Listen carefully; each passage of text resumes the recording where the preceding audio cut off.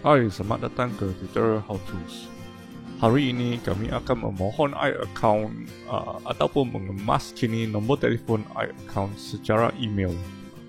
Mengikut laman rasmi KWSP, permohonan ataupun pendaftaran i-Akaun ataupun penukaran nombor telefon untuk i-Akaun boleh dibuat secara email. So, ini adalah laman rasmi dari KWSP. Anda boleh mengikuti laman rasmi ini dekat description di bawah.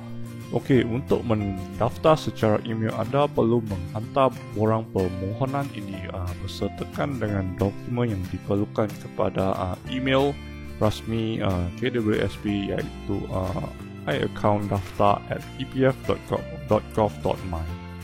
Pastikan anda mengikut panduan oleh borang permohonan. Borang permohonan bersertakan dengan dokumen sokongan tidak boleh melebihi 3 MB. So, untuk borang permohonan, anda kena rename borang itu kepada format yang ditentukan berakhir dengan nama anda. Untuk kad pengenalan, anda kena bagi salinan hadapan dengan belakang dan rename dokumen itu kepada format. Anda kena ambil gambar selfie bersertakan dengan kad pengenalan. Pastikan maklumat semua boleh dilihat.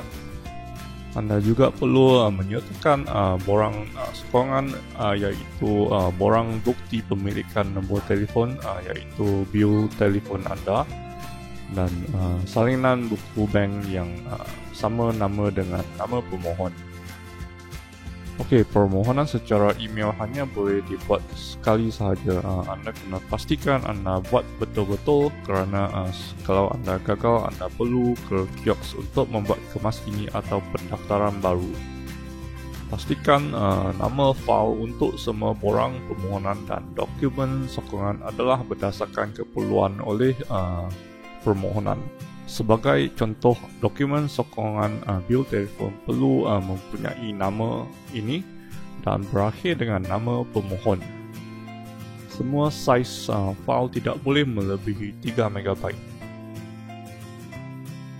Lepas kamu dah complete semua dokumen dan borang permohonan, hantar email tersebut kepada email rasmi i-Akaun daftar @epf.gov.my.